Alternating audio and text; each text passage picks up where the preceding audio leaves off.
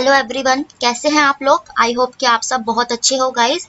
तो आज है 3 नवंबर और आज हम लोग 3 नवंबर से बनने वाले सारे इंपॉर्टेंट करंट अफेयर्स को डिस्कस करेंगे और लास्ट में कुछ जीके के क्वेश्चन डिस्कस करेंगे जो एग्जाम में पूछे जा चुके हैं या मोस्टली पूछे जाते हैं। चलिए स्टार्ट करते हैं आज का वीडियो। आज का फर्स्ट क्वेश्चन है, किस देश ने हाल ही में एक प्रस्ताव को मंजूरी दी है जो राज्य के लाइसेंस प्राप्त और नियंत्रित वाणिज्यिक खेती और कैनिबस के वितरण की अनुमति देगा। कैनिबस यानी कि भांग, भांग को इंग्लिश में कैनिबस कहते हैं और वाणिज्यिक खेती के अंतर्गत आता है। तो इसका राइट आंसर हो जाएगा जर्मनी।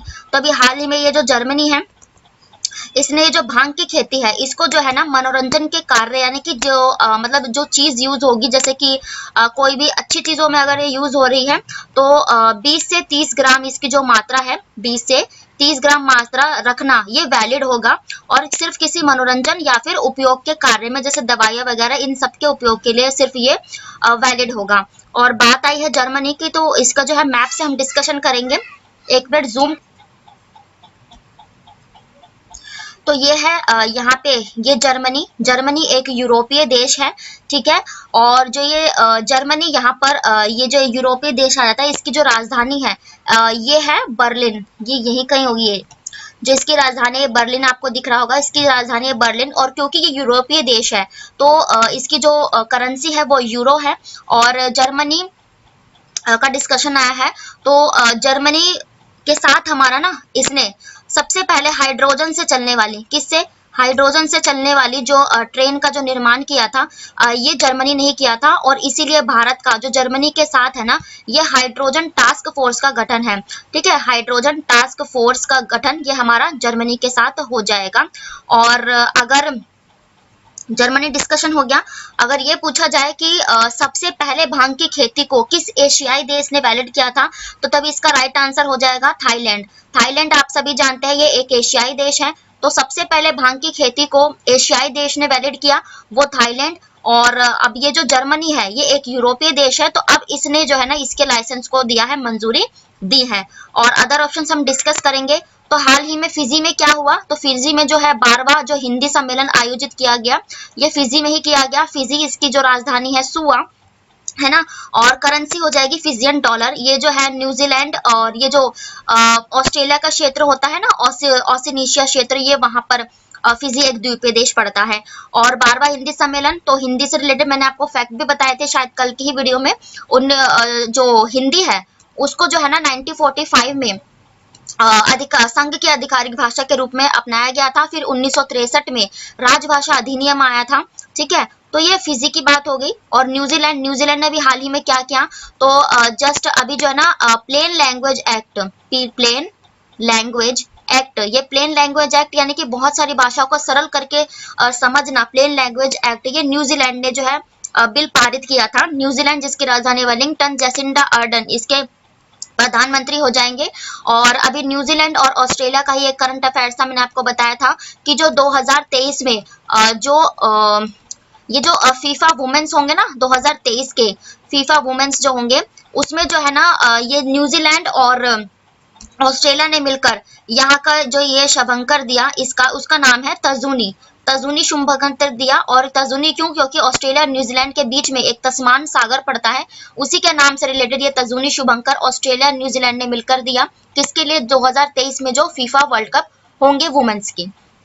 कनाडा, तो कनाडा ने कौन सा अधिनियम पारित किया अभी हाल ही में, तो कनाडा ने ना हैंडगन अधिनियम जो है, मतलब कि हैंडगन रखना अब जो है हर कोई नहीं रखेगा, तो ये हैंडगन अधिनियम ये कनाडा ने ही पारित किया था। कनाडा की राजधानी है ओटावा और जस्टिन ट्रूडो यहाँ के जो है प्रधानमंत्री हैं, ठीक है। और कनाडा से आप ये रिलेट कर सकते हो, AR रहमान जो प्रसिद्ध म्यूजिशियन है, AR रहमान के नाम पर कनाडा में एक सड़क का निर्माण जो है करवाया गया, उनके नाम पर उस सड़क का नाम रखा गया। और कनाडा में ही पहला जो भारत के बाहर गीता पार्क का जो है स्थापना की गई। कनाडा में ही दुनिया का सबसे पुराना पानी खोजा गया था। और देखते हैं नेक्स्ट क्वेश्चन। नेक्स्ट क्वेश्चन है, हाल ही में IBA के अध्यक्ष के रूप में किसे फिर से चुना गया है, यानी कि ये पहले भी थे और अभी फिर से इन्हें चुना गया है, तो इसका राइट आंसर हो जाएगा अतुल कुमार गोयल। अतुल कुमार गोयल IBA यानी कि इंडियन बैंक एसोसिएशन। अब ये क्या होता है, तो ये जो इंडियन बैंक एसोसिएशन होता है ना, आप ये कह लो जो जितने भी कमर्शियल या अदर बैंक्स होते हैं, उन सब के लिए जो एक तरह से ना ये कार्य करता है, उनकी जो है देख रेख करता है या फिर उन पे जो है नजर रखता है, तो ये आईबीए करता है, इंडियन बिजनेस एसोसिएशन। तो अतुल कुमार गोयल ये जो है अभी हाल ही में जो है IB international Indian bank association के चेयरमैन यानी कि चेयरमैन बन गया अतुल कुमार गोयल। तो ये जो है ना पीएनबी पंजाब नेशनल बैंक, इसकी स्थापना कब हुई थी? तो इसकी स्थापना सबसे पुराना बैंक है 1894 में हुई थी और इसका मुख्यालय कहाँ है? ये न्यू दिल्ली में। पीएनबी में एन है और न्यू दिल्ली में भी एन, ऐसे आप रिलेट कर सकते हो, इसका मुख्यालय वहां है। और इससे पहले जो ये यूको बैंक के भी सीईओ के रूप में कार्य कर चुके हैं अतुल कुमार गोयल। तो अब इन्हें इंडियन बैंक एजेंसी का 3 साल के लिए फिर से इनको जो है रिन्यूअल कर दिया गया है अतुल कुमार गोयल को। अदर ऑप्शंस अगर डिस्कस करें तो बलदेव प्रकाश, ये कौन है? तो जम्मू एंड कश्मीर यानी कि JNK, इसके जो अभी हाल ही में जो ये जो बैंक है ना जम्मू कश्मीर बैंक के, उसके जो अध्यक्ष बने थे ये बलदेव कुमार बने थे। और संदीप बख्शी, तो संदीप बख्शी जो है आईसीआईसीआई बैंक के हैं ये, ठीक है। आईसीआईसीआई बैंक की स्थापना ये कब हुई थी? तो ये 1994 में की गई थी, सॉरी 1994 में की गई थी। और आईसीआईसीआई का मुख्यालय कहाँ है? ये तो मुंबई में है, ज्यादातर बैंकों का मुख्यालय मुंबई में है। जस्ट पीएनबी या कुछ एक आध बैंक है जिनका जो है न्यू दिल्ली या कहीं और है, वैसे ज्यादातर बैंक का मुख्यालय मुंबई में ही है। और दिनेश कुमार खारा, तो ये एसबीआई यानी कि स्टेट बैंक ऑफ इंडिया, इसकी स्थापना कब हुई थी? तो इसकी स्थापना 1955 में की गई थी। तो ये स्टेट बैंक ऑफ इंडिया के अध्यक्ष है दिनेश कुमार खारा। और एसबीआई का मुख्यालय भी मुंबई में ही हो जाएगा, ठीक है। देखते हैं नेक्स्ट क्वेश्चन। नेक्स्ट क्वेश्चन है सुल्तान जोहर कप 2022 किसने जीता है? तो इसका राइट आंसर हो जाएगा भारत, यानी कि अपने ही इंडिया ने सुल्तान जोहर कप। अब ये क्या है? तो ये हॉकी के रिलेटेड एक कप होता है, जैसे कि आईसीसी कप होते हैं ना क्रिकेट वगैरह के कप, ऐसे ही सुल्तान जोहर कप जो है ये भारत का जो है हॉकी का कप है, जिसे अभी जो है भारत ने जीता है। किसे हराकर? ये ऑस्ट्रेलिया को हराकर जोहर कप अपने नाम किया है। भारत ने सुल्तान जोहर कप का खिताब जीत लिया। फाइनल में टीम इंडिया ने ऑस्ट्रेलिया को शूट आउट 4-3 से हरा दिया। सुल्तान जोहर कप अंडर 21 की टीमें हिस्सा लेते हैं। अंडर 21 मतलब कि जिनकी जो उम्र होगी अंडर 21 एज की कैटेगरी है ना। और ये भारत का तीसरा खिताब है, यानी कि इससे पहले भी जो ये खिताब भारत पहले 2 बार जीत चुका है सुल्तान जोहर कप, और अब 2022 का जीतकर टोटल 3 खिताब इसने जोहर कप के अपने नाम कर लिए हैं। और इससे पहले टीम ने 2013-14 में ये टूर्नामेंट जीता था, यानी कि पहला 2013 में, नेक्स्ट 2014 में, और अब 2022 का जो खिताब है ये जीत लिया है। यानी कि ये हर साल आयोजित होता है सुल्तान जोहर कप। और इंडिया की बात करें तो हमारे प्रधानमंत्री नरेंद्र मोदी जी हैं, और राष्ट्रपति अभी कौन बनी है? द्रौपदी मुर्मू जी। और ऑस्ट्रेलिया, इसके जो प्रधानमंत्री है ये है एंथनी, और ऑस्ट्रेलिया की राजधानी है कैनबरा, करेंसी है इसकी डॉलर। अदर ऑप्शन अगर डिस्कस करें तो इस साल और किसने क्या जीता? तो देखो ऑस्ट्रेलिया ने इस बार जो है ना, ऑस्ट्रेलिया में क्या आयोजित हुआ था? हाँ, ऑस्ट्रेलिया में अभी हाल ही में चल भी रहे हैं ये T20 जो वर्ल्ड कप हुए थे ना, ये ऑस्ट्रेलिया में ही आयोजित किए गए। T20 वर्ल्ड कप ऑस्ट्रेलिया में आयोजित हुए। और इस साल जो आईसीसी वुमेन्स का खिताब, आईसीसी यानी कि इंटरनेशनल क्रिकेट काउंसिल, आईसीसी जो वुमेन्स हुए थे वो ऑस्ट्रेलिया जीती थी वुमेन्स की टीम, और ये न्यूजीलैंड में हुए थे। श्रीलंका, तो श्रीलंका में क्या हुआ? तो श्रीलंका में जो हाल ही में सैफ कप आयोजित हुए थे, जिसमें भारत ने जीता, और ये भारत ने बांग्लादेश को हराकर जीता, और श्रीलंका में आयोजित हुए थे। और श्रीलंका ने क्या जीता? तो देखो इस साल का जो यूएई में, कहां पर? यूनाइटेड अरब अमीरात में, यूएई में जो ये एशियन कप्स हुए थे ना, एशियन कप्स में जो है श्रीलंका ने मेंस में, यानी कि एशिया जो मेंस हुए थे उसमें श्रीलंका ने पाकिस्तान को हराकर अपने नाम किया। और ये जो फिर बांग्लादेश में एशिया वुमेन्स हुआ था, तो उसमें वुमेन्स, एशियन वुमेन्स में भारत ने खिताब अपने नाम किया, कंफ्यूज नहीं होना। यूएई में जो एशियन मेंस हुए थे उसमें श्रीलंका ने पाकिस्तान को हराकर जीता, और भारत, ये बांग्लादेश में फिर एशियन वुमेन्स हुए थे महिलाओं की टीम, उसमें भारत जीती है, और भारत ने इसमें श्रीलंका को हराया था, ठीक है। भारत ने वुमेन्स की टीम ने श्रीलंका को हराकर ये नाम अपने किया, और ये एशियन वुमेन्स हुए कहाँ थे? ये बांग्लादेश में हुए थे, ठीक है। दक्षिणी कोरिया की बात करें तो दक्षिणी कोरिया ने अभी जो आप लोगों को पता होगा एक जो उबर कप होता है ना, ये वुमेन्स का होता है। उबर कप जो वुमेन्स का बैडमिंटन होता है उसमें दक्षिणी कोरिया जीता था। और बैडमिंटन में जो पुरुषों का कप होता है ना, और पुरुषों का जो खिताब होता है उसे थॉमस कहते हैं। तो ये थॉमस कप भारत ने जीता था बैडमिंटन में और उबर कप दक्षिणी कोरिया ने जीता था। अदर ऑप्शंस अगर डिस्कस करें भारत ने हाल ही में और क्या जीता, तो देखो एशियन गेम्स तो भारत ने जीते, सैफ कप जीता। और अभी जो इंटरनेशनल शूटिंग फेडरेशन में, इंटरनेशनल शूटिंग स्पोर्ट फेडरेशन जो मिस्र में आयोजित हुए थे, उसमें भारत जो है ना सेकंड रैंक पे रहा था। और टोटल इसने 38 मेडल अपने नाम किए थे। और कोई छूटा है क्या अभी भारत ने कुछ जीता हो? एशियन गेम्स हो गए और बस अभी तो भारत ने यही जीते है ना। देखते हैं नेक्स्ट क्वेश्चन। नेक्स्ट क्वेश्चन है मोस्ट इंपॉर्टेंट क्वेश्चन, किस दिन को जम्मू कश्मीर के विलय दिवस के रूप में मनाया जाता है? एक तो इसमें जीके आपकी कवर होगी, पूछ लिया जाता है, और एक तो है आपका जो करंट के डेज पूछ लिए जाते हैं उससे। तो इसका राइट आंसर हो जाएगा 26 अक्टूबर।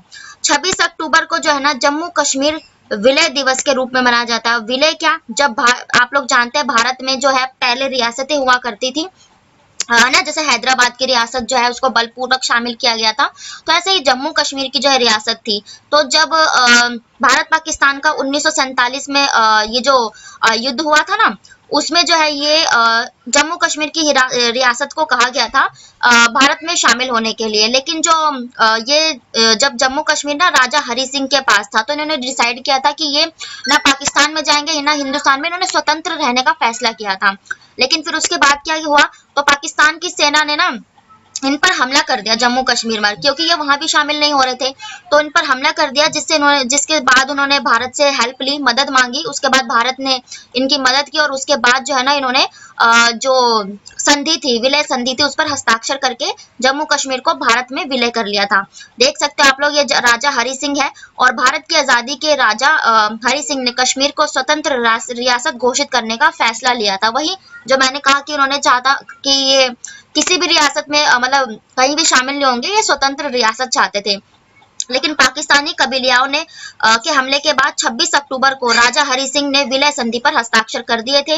और अगली सभा भारतीय फौज ने कबीलियाओं को खदेड़ने के लिए कश्मीर की ओर कूच किया, यानी कि उनकी हेल्प की। ठीक है, और हम जम्मू कश्मीर के बारे में थोड़ा सा देख लेते हैं मैप से।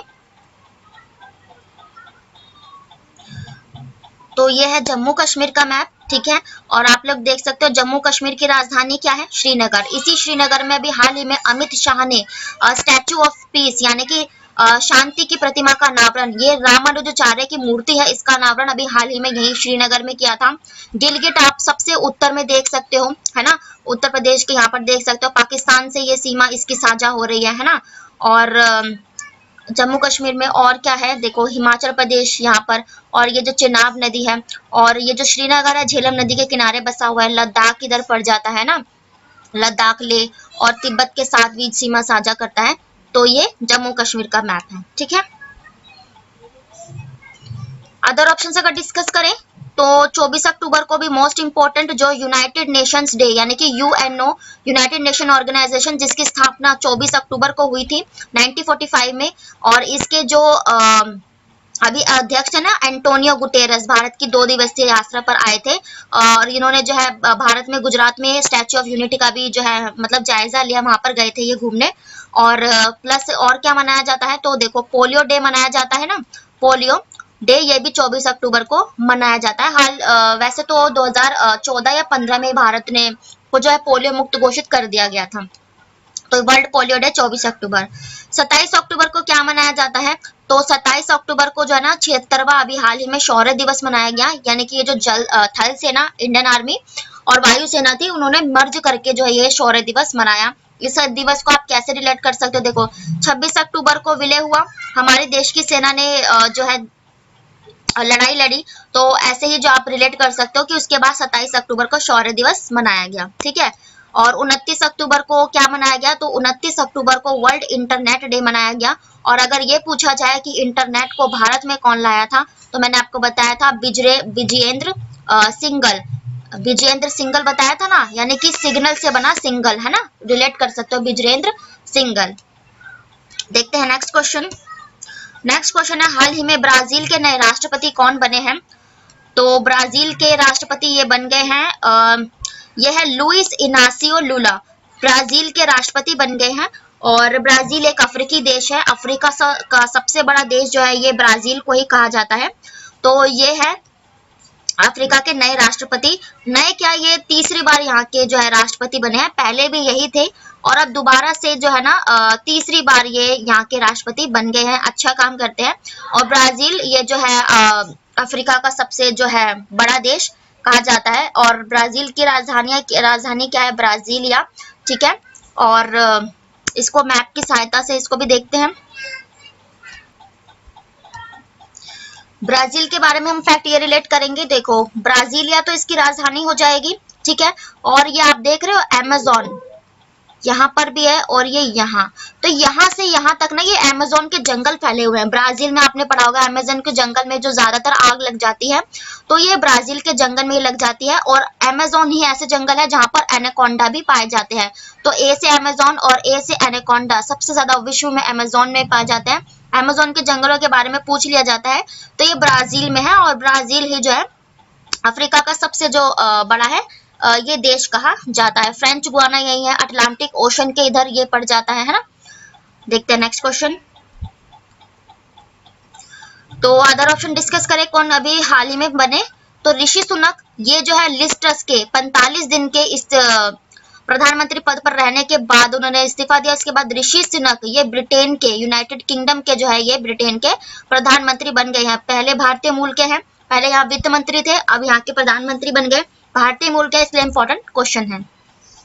और एलिजाबेथ बॉर्न, तो ये एलिजाबेथ बॉर्न ये कहा की तो ये जो है ना जो फ्रांस है, फ्रांस यहाँ के जो राष्ट्रपति है वो तो इनामुल मैक्रो है, कई बार पढ़ा होगा। लेकिन एलिजाबेथ बॉर्न है ना, ये फ्रांस की प्रधानमंत्री बनी गई है। एलिजाबेथ बॉर्न अभी हाल ही में बनी थी फ्रांस की प्रधानमंत्री। और इनामुल मैक्रोन ये फ्रांस के राष्ट्रपति है। उल्फ क्रिस्टन ये कौन है? तो अभी हाल ही में थोड़ा टाइम पहले ही स्वीडन की जो प्रधानमंत्री बनी है ये उल्फ क्रिस्टरसन बनी है, ये एक फीमेल है। उल्फ क्रिस्टरसन स्वीडन की ये प्रधानमंत्री बन गई है। तो इस क्वेश्चन से इतना ही। देखते हैं नेक्स्ट क्वेश्चन। नेक्स्ट क्वेश्चन है, आतंकवादी गतिविधियों को रोकने के लिए भारत संयुक्त राष्ट्र ट्रस्ट फंड के लिए कितनी राशि प्रदान करेगा? संयुक्त राष्ट्र ट्रस्ट फंड यानी कि यूनाइटेड नेशन ऑर्गेनाइजेशन की बात हो रही है। और ये जो यूएसडी यानी कि यूनाइटेड स्टेट डॉलर यानी कि अमेरिकी डॉलर, तो इसके लिए भारत ने ना 5 लाख, ठीक है, 5 लाख जो है ना आतंकवाद गतिविधियों को रोकने के लिए करेंसी जो है दी है। और अभी हाल ही में आपको मैंने करंट अफेयर्स कराया था कि जो मुंबई और दिल्ली में यूनाइटेड नेशन सिक्योरिटी काउंसिल यानी कि सुरक्षा परिषद की जो बैठक भारत के दोनों शहर मुंबई दिल्ली दोनों में ही हुई थी। और इसका जो मतलब कि जो यहाँ पर गए थे, जो भारत की तरफ से प्रतिनिधित्व किया, वो हमारे जो ये विदेश मंत्री है डॉक्टर एस जयशंकर ने किया था। तो अभी इसी के चलते 5 जो लाख है ये प्रोवाइड किए गए। और नेशनल सिक्योरिटी काउंसिल की स्थापना जो है 1945 में ही हुई थी। और नेशनल सिक्योरिटी काउंसिल के जो है ना 10 जो है अस्थायी सदस्य होते हैं, 5 स्थायी सदस्य होते हैं। और भारत इनके 10 अस्थायी सदस्यों में शामिल है और 5 स्थायी सदस्य होते हैं इसके, ठीक है। और यानी कि टोटल 15 सदस्य होते हैं। और भारत ने संयुक्त राष्ट्र आतंकवादी रोध के लिए 5 लाख अमेरिकी डॉलर का योगदान दिया है। इसके साथ ही आतंकवाद से निपटने के लिए संयुक्त राष्ट्र कार्यालय में जो भारत में योगदान 10 लाख डॉलर से अधिक हो गया है। और यानी कि संयुक्त राष्ट्र कोष मतलब टोटल अगर भारत का देखा जाए तो वो 10 लाख से अधिक हो गया है वहां पर। और इसका भारत ने ये कहा है कि आतंकवाद का मुकाबला करने के लिए संयुक्त राष्ट्र कार्यालय के साथ सहयोग जारी रखना चाहता है। यानी कि इसके साथ जो है मतलब अगर हम इनसे कनेक्ट रहेंगे तो आतंकवाद से हमें काफी हद तक जो है मिल जाएगी राहत। तो ये इंटरनेशनल सिक्योरिटी काउंसिल की बात हो गई। और यूनाइटेड नेशन ऑर्गेनाइजेशन, तो इसकी स्थापना कब हुई थी? यूएनओ की, अभी मैंने बताया 24 अक्टूबर 1945 को है ना। और अध्यक्ष कौन है इसके? तो अध्यक्ष है एंटोनियो गुटेरस, ठीक है।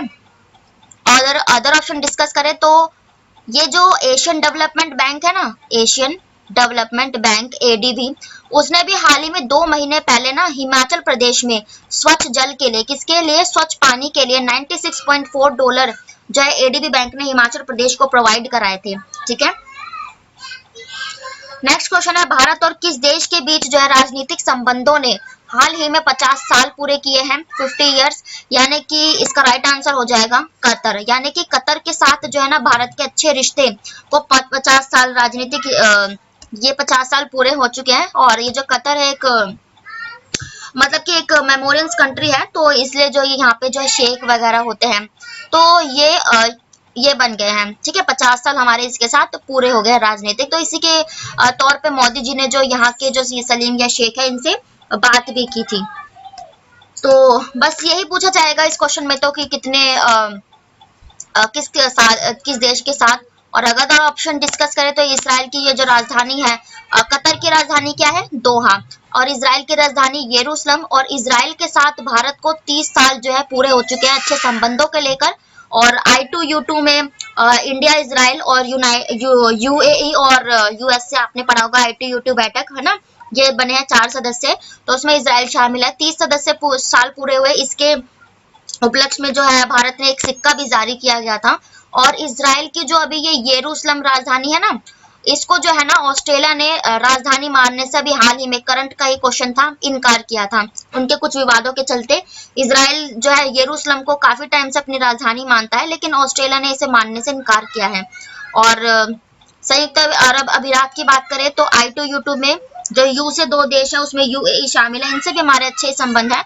और ठीक है, कतर की ये जो राजधानी है दोहा है। ब्रिटेन की बात करें तो ब्रिटेन के साथ भारत के भी अच्छे संबंध है। और ब्रिटेन के साथ ना भारत का फ्री ट्रेड एग्रीमेंट है, यानी कि मुक्त व्यापार जो संधि है वो हमारी ब्रिटेन के साथ है। और ब्रिटेन ने शासन तो किया हम पर, लेकिन अब थोड़ा हम उनसे थोड़ा कनेक्ट है। ब्रिटेन की ये जो राजधानी लंदन, जो टेम्स नदी के किनारे बसी है। ब्रिटेन आप लोगों को पता ही होगा 4 देशों से मिलकर यूनाइटेड किंगडम कहलाता है। ये है इंग्लैंड, स्कॉटलैंड, आयरलैंड और वेल्स, ये मिलकर ब्रिटेन यूनाइटेड किंगडम कहलाते हैं। देखते हैं नेक्स्ट क्वेश्चन। नेक्स्ट क्वेश्चन है, भारत में मोजाम्बिक और तंजानिया त्रिपक्षीय समुद्री अभ्यास कहाँ आयोजित किया गया था? तो इसका राइट आंसर हो जाएगा तंजानिया। तो ये जो मोजाम्बिक और तंजानिया है ना, ये अफ्रीकी देश है और भारत के साथ इनका त्रिपक्षीय समुद्री अभ्यास यानी कि एक्सरसाइजेज जो होती हैं वो अभी हाल ही में संपन्न हुई है। ये आप लोग देख सकते हो, Indian navy participates in maiden trilateral मतलब ट्रिलेटरल मतलब कि त्रिपक्षीय exercise with Mozambique and Tanzania. ठीक है, और IMT trilateral, the title edition of India Mozambique Tanzania trilateral exercise, मतलब इसका जो हेडिंग दी गई, नाम दिया गया, वो यही था टाइटल इनका। तो ये त्रिपक्षीय समझौता हुआ है। और अब हम इसे अफ्रीका के मैप से समझेंगे।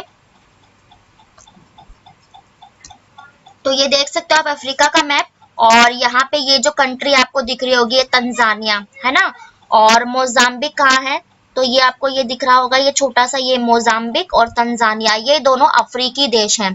ठीक है, और अफ्रीका के बारे में आई है तो हम डिस्कस कर लेते हैं। तो देखो, अंध महाद्वीप पूछा जाता है, किसको कहा जाता है, तो अंध महाद्वीप ये अफ्रीका को ही कहा जाता है।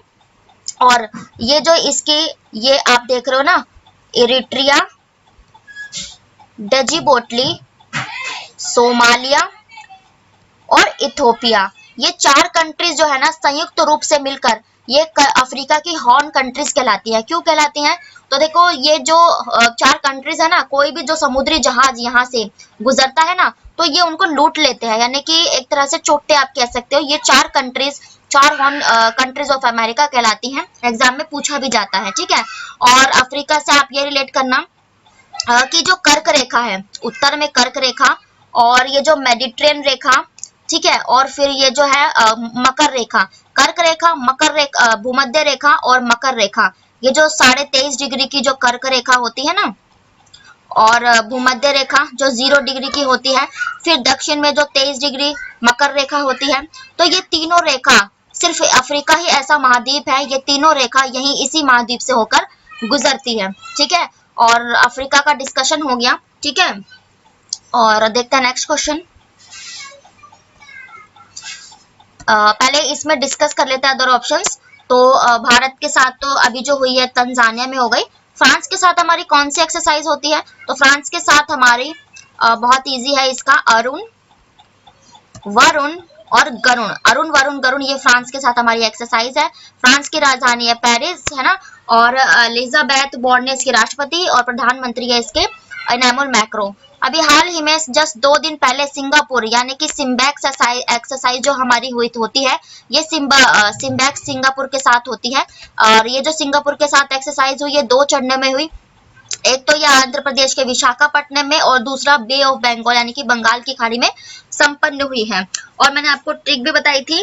ट्रिक क्या, ये ऐसे ही होती है जैसे कि सिंगापुर है तो SIM, है ना, और एक्स मतलब जिस जो देश होता है उसका आधा पार्ट ले लिया जाता है और एक्सरसाइज लिख दिया जाता है, यानी कि सिंगापुर तो सिम्बैक्स। और ऐसे ही वियतनाम के साथ हमारी जो है विम्बैक्स एक्सरसाइज होती है, तो ये वी से वियतनाम और एक्सरसाइज मतलब विम्बैक्स, तो ये होती है ना। तो ये सिंगापुर के साथ अभी हाल ही में हुई है। नेक्स्ट क्वेश्चन है, डिजिटल लर्निंग को बढ़ावा देने के लिए गूगल ने किस राज्य के साथ समझौता किया है? तो इसका राइट आंसर हो जाएगा असम। तो असम में ना इसका डेवलपमेंट के लिए गूगल ने डिजिटल लर्निंग को बढ़ावा देने के लिए असम सरकार के साथ जो है ना समझौता किया है गूगल ने, ठीक है। असम की बात आई है तो पहले हम गूगल का डिस्कशन कर लेते हैं। गूगल के ये जो है ना सुंदर पिचई यहाँ के गूगल के CEO है। और गूगल जो है ना हैदराबाद में अपना जो डेटा सेंटर है वो हैदराबाद, तेलंगाना की जो राजधानी हैदराबाद, अपना डेटा सेंटर गूगल हैदराबाद में लगाएगा। अब असम की बात कर लेते हैं। असम की राजधानी है दिसपुर और यहाँ के मुख्यमंत्री कौन है? तो हेमंत बिस्वा शर्मा असम के मुख्यमंत्री हो जाएंगे। असम से कुछ फैक्ट डिस्कस करेंगे। ये आप देख सकते हो इंडिया का मैप और ये आपको असम दिखाई दे रहा होगा, है ना। ये जो मतलब राज्य है ये पूरा असम आता है ना, असम। तो देखो ये असम और यहाँ से ये है ना मेघालय, और ये छोटा सा है ये त्रिपुरा, मिजोरम, मणिपुर, ये नागालैंड और ये अरुणाचल प्रदेश।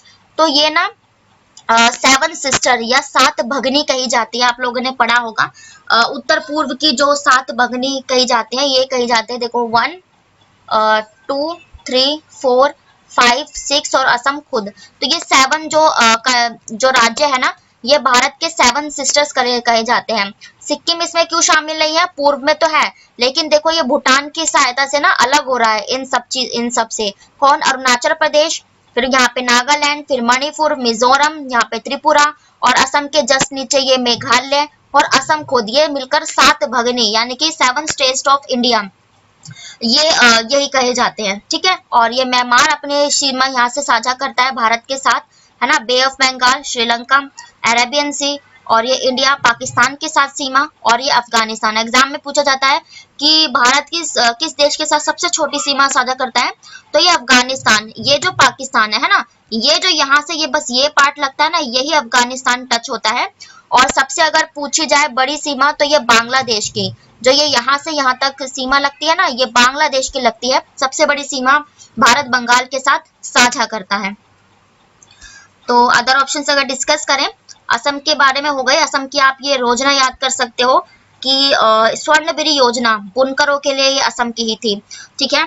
और केरल, तो केरल के मुख्यमंत्री है पिनई विजयन। अभी हाल ही में साइबर क्राइमों को लेकर एक मोबाइल ऐप जो लॉन्च किया बच्चों के लिए, मतलब जो बाल शोषण होता है, साइबर क्राइम, तो बच्चों के लिए साइबर एक मोबाइल ऐप केरल ने लॉन्च की थी। केरल जो हेल्थ इंडेक्स और इंटरनेट इंडेक्स में टॉप पर रहता है। तमिलनाडु ने भी हाल ही में क्या किया? तो देखो तमिलनाडु ने ना संरक्षण अधिनियम, वन्य जीव संरक्षण अधिनियम का अभियान चलाया था। तो इसके चलते जो गिद्ध होता है और एक लॉरेंस नाम का जीव होता है, ठीक है, और एक समुद्री गाय होती है काऊ, है ना, सबसे ज्यादा यही पाई जाती है, लेकिन प्रजातियां विलुप्त हो रही है की। तो इनके लिए संरक्षण ये तमिलनाडु ने किया था। और तमिलनाडु ने बच्चों के लिए क्या किया? तो देखो फ्री ब्रेकफास्ट, बच्चों को मिड डे मील तो मिलता ही है, लेकिन जो दोपहर के खाने के अलावा जो सुबह का फ्री ब्रेकफास्ट, ये सुविधा बच्चों को प्रदान करने वाला हर स्कूल में तमिलनाडु ही पहला राज्य बन गया था। मुख्यमंत्री है इसके MK स्टालिन और राजधानी है इसकी चेन्नई, ठीक है। 44वां शतरंज ओलंपियाड, ये जिसका उद्घाटन मोदी जी ने किया वो तमिलनाडु में ही हुआ था। उत्तर प्रदेश ने क्या अभी चीज स्टार्ट की है? तो उत्तर प्रदेश ने जो ना 1 डिस्ट्रिक्ट 1 प्रोडक्ट, ये भी थोड़े टाइम पहले इसने स्टार्ट किया था। ये जो है ना, इसने बिजनेस स्टार्टअप्स के लिए खोला था, उद्योगपतियों के लिए। वन डिस्ट्रिक्ट वन प्रोडक्ट, ये इसकी जो ब्रांड एम्बेसडर थी कंगना रनौत थी, तो ये उत्तर प्रदेश ने किया था। उत्तर प्रदेश की राजधानी है लखनऊ। मुख्यमंत्री है योगी आदित्यनाथ। और उत्तर प्रदेश से आप ये रिलेट कर सकते हो, जो इसकी राजधानी लखनऊ है, यहाँ पर पहला नाइट सफारी पार्क शुरुआत की गई थी। और उत्तर प्रदेश के जो परिवार कार्य योजना, सक्षम पोर्टल, ये सब उत्तर प्रदेश का ही हो जाएगा। नेक्स्ट क्वेश्चन देखते हैं। हमारा नेक्स्ट और आज का लास्ट क्वेश्चन है, गुजरात के मोरबी शहर में एक केबल पुल जिस पर हादसा हो गया, ये कहाँ पर है? तो ये ना अभी माचू नदी या मच्छू नदी आप कह सकते हो, ये यहाँ पर हुआ है। आप लोगों ने देखा ही होगा, ये न्यूज में भी बस अभी बना ही हुआ है। अभी तो इनके जो है, जो मतलब कि इनमें जो है ग्रस्त हुए, उनको जब भी ढूंढा ही जा रहा है। और ये पता चला है कि ये रविवार को हुआ था और कम से कम 134 लोग की जो है मौत हो चुकी है। और ये एक ना केबल ब्रिज था, घूमने की जगह थी मच्छू ब्रिज पर।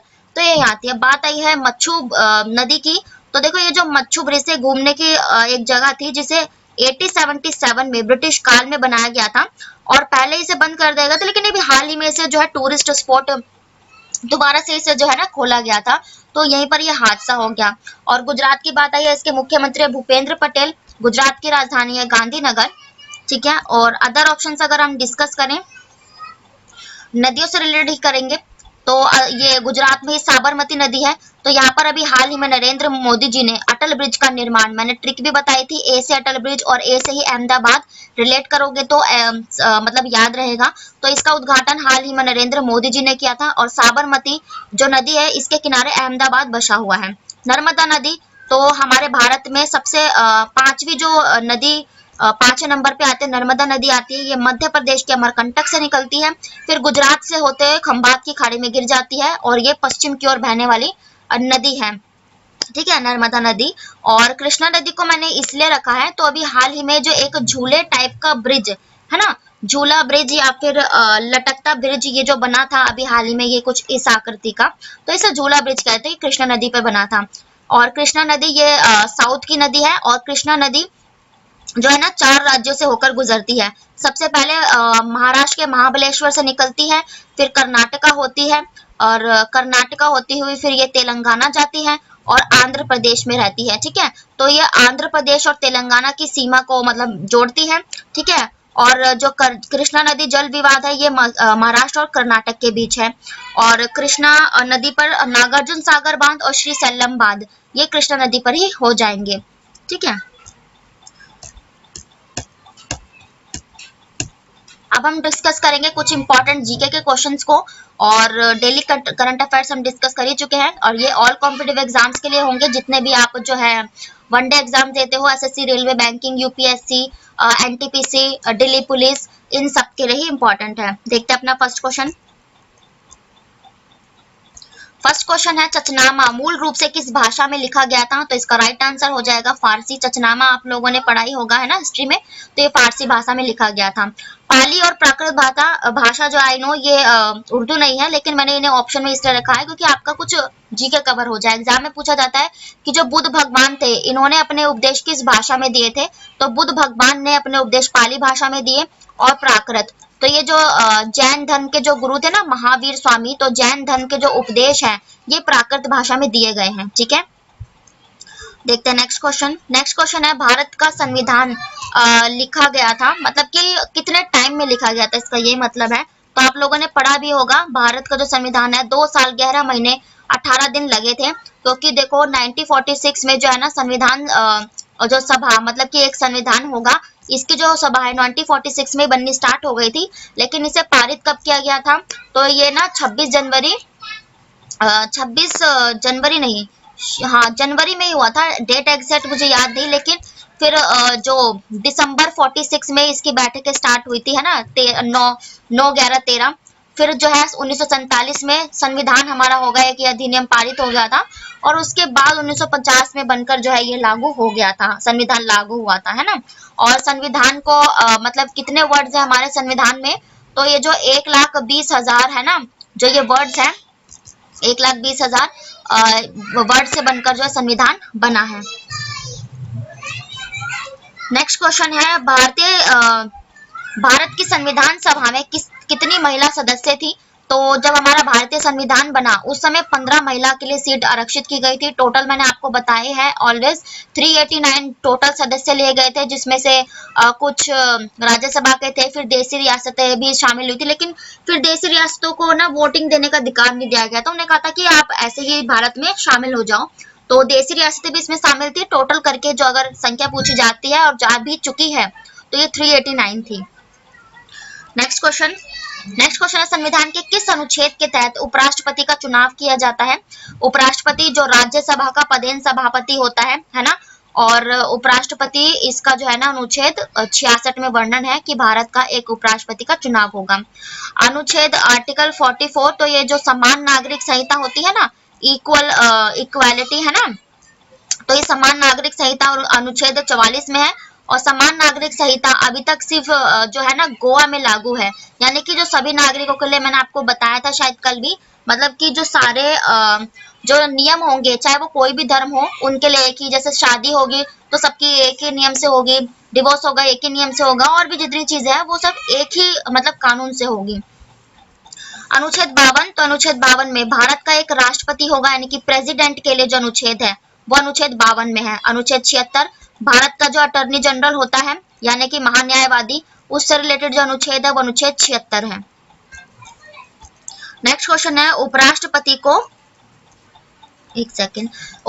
को उसके कार्यकाल की समाप्ति से पहले उसके पद से हटाने का अधिकतम शक्ति किसके पास है? तो इसका राइट आंसर हो जाएगा राज्यसभा। क्यों?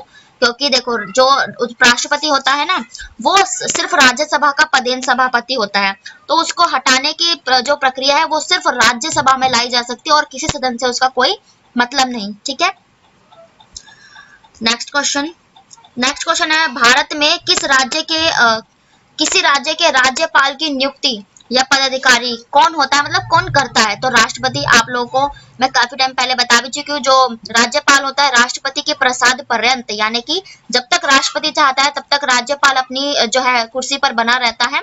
और एक तरह से ये केंद्र का एजेंट, यानी कि केंद्र सरकार का एजेंट, जो राज्य की उस पर निगरानी रखता है, केंद्र का एजेंट भी राज्यपाल को कहा जाता है। और इसके लिए जो है 35 साल जो है राष्ट्रपति और राज्यपाल होने के लिए 35 साल एज चाहिए होती है। देखते हैं नेक्स्ट क्वेश्चन, ये हो गया। हाँ, कौन सा संगठन मौजूदा नियमों में बदलाव कर सकता है, यानी कि नियम में बदलाव करने का अधिकार किसे है? तो इसका राइट आंसर हो जाएगा सुप्रीम कोर्ट। यानी कि जो हमारे जो नियम होते हैं ना उसमें जो है बदलाव नहीं, सॉरी, इसका राइट आंसर हो जाएगा पार्लियामेंट। ठीक है, क्योंकि जो पार्लियामेंट है वही जो है कोई कानून या अधिनियम पारित करते हैं, क्योंकि लोकसभा और राज्यसभा दोनों इसके संसद के सदस्य हैं। ठीक है, तो ये संसद जो है मौजूदा नियमों में बदलाव भी कर सकती है, जिसके अगर ये बदलाव करेगी तो इसके लिए इसको प्रेसिडेंट की अनुमति लेनी होगी। ठीक है, और कुछ कानून बनाने का काम भी ये संसद ही करेगी। ठीक है, नेक्स्ट क्वेश्चन है, बुद्ध धम्म संघ एक साथ क्या कहा जाता है? तो इसका राइट आंसर हो जाएगा त्रिरत्न। आप लोगों ने पढ़ा होगा, बुद्ध ने त्रिरत्नों का ज्ञान दिया। बुद्ध धम्म संघ, ये त्रिरत्न, त्रिवेणी, तो ये जो गंगा, यमुना और सरस्वती माता की जो ये नदियां हैं ना, ये तीनों रूप से त्रिवेणी कहलाती हैं। त्रिमूर्ति तो आपको पता होगा, जो शिव जी, विष्णु जी और ब्रह्मा जी, इनको त्रिमूर्ति कहा जाता है ना। हमारा नेक्स्ट और आज का लास्ट क्वेश्चन है, किस वेद संहिता में भारतीय संगीत की उत्पत्ति का पता लगाया जा सकता है? यानी कि जो संगीत है ना, वो उसका वर्णन किस वेद में है? तो इसका राइट आंसर हो जाएगा सामवेद। ट्रिक भी है, देखो, सा से ही संगीत और सा से ही सामवेद स्टार्टिंग। ठीक है, और ऋग्वेद तो सबसे पुराना वेद पूछा जाता है, तो ये ऋग्वेद है। इसमें जो हमारे पूजा पाठ से रिलेटेड जो मंत्र वगैरह होते हैं ना, पूजा अर्चना, ये सब ऋग्वेद में ही है। ठीक है, और ऋग्वेद के 10वें मंडल में ही जो है ना चार हमारे जो थे ना ब्राह्मण, क्षत्रिय, शूद्र, वैश्य, है ना, तो इनका जो जातियों का जो है 10वें मंडल में इसका बताया गया है। और अर्थवेद, तो अर्थवेद सबसे पुराना वेद है। जितने भी जादू टोना टोटका और जो औषधि वगैरह, ये सब जो है ना अर्थवेद में है। और जो सबसे बड़ा वेद पूछा जाता है वो अर्थवेद ही है, क्योंकि बहुत सारी चीजें हैं इसमें, औषधि, चिकित्सा और योगा वगैरह, ये सब अर्थवेद में भी बताया गया है। ठीक है, सबसे पुराना ऋग्वेद। यजुर्वेद, तो देखो सबसे पहला वेद जिसने गद्य और पद्य की स्टार्टिंग की, कौन सा? गद्य और पद्य वाला, जो मतलब जो दोनों है में है, गद्य में और दोनों पद्य में, तो ऐसा वेद यजुर्वेद है। ठीक है,